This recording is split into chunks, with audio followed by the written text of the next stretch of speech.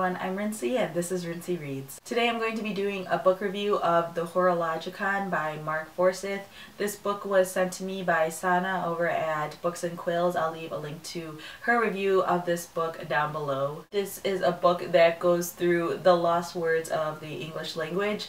Mark Forsyth is kind of obsessed with words, and especially lost words. He spends all the time in the British Library going through dictionaries, and not just even like the official Oxford dictionary, but lesser known dictionaries where there are words that might not be considered part of the English language anymore. And he just loves studying and learning and finding out about these words, and this book is a collection of those words. This book is called the Horologicon because Horologicon means Book of Hours, and this book is put together in chronological order based on what time of day you would end up using the word. So it starts off in the beginning of the day talking about alarm clocks and toothbrushes and goes through the rest of the day and what words you would end up using when. First, let's just talk about how beautiful this cover is. This book may have one of my all-time favorite book covers. If you couldn't tell, this is a stopwatch and these are all the different gears coming out of it, and I really just love the idea behind this design because it's not a literal take on the book. The reason why this book is put in order of hours as opposed to in alphabetical order is because Mark Forsyth found that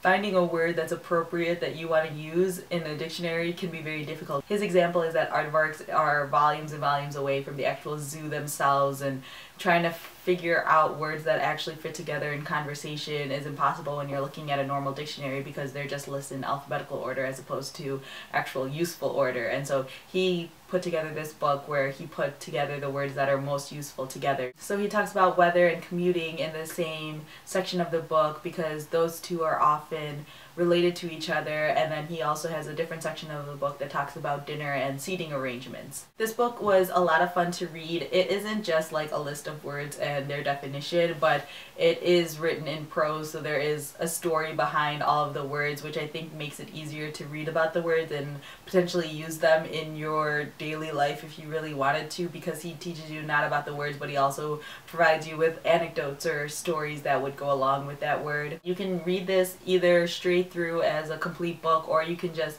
pick it up whenever you feel like it and read a section here and there. I think that actually it would be most enjoyed with other people, sharing the words that you're finding in here. If you have friends over, you pick it up and pick the chapter that's closest to the time of day that you would be in at that moment, and then try to find words that fit your situation. At least I think that would be a really nerdy thing to do, but I would still find it a lot of fun. This is definitely a book for anyone who enjoys words and the etymology behind words, wants to learn the history and the true meanings and why these words were used. I definitely find that this would be a fun coffee table book just to leave out and see if people pick up on certain things, or, you know, just flipping through it and seeing what you end up finding. I definitely recommend this book for anyone who is kind of a word nerd, because this is just perfect for them, because like me, you'll probably completely enjoy it. That's my review of the Horologicon. Feel free to leave comments down below if you've read this book or are interested in picking up this book. And if you have read this book, maybe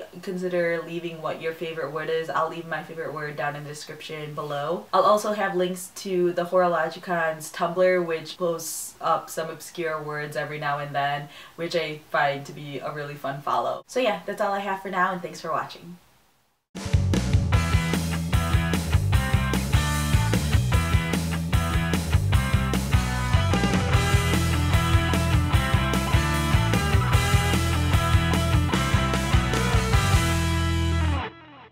Of the Today I'm going to be doing a book review of the Horologicon. Today I'm going to be doing a book review of the I can't say anything anymore.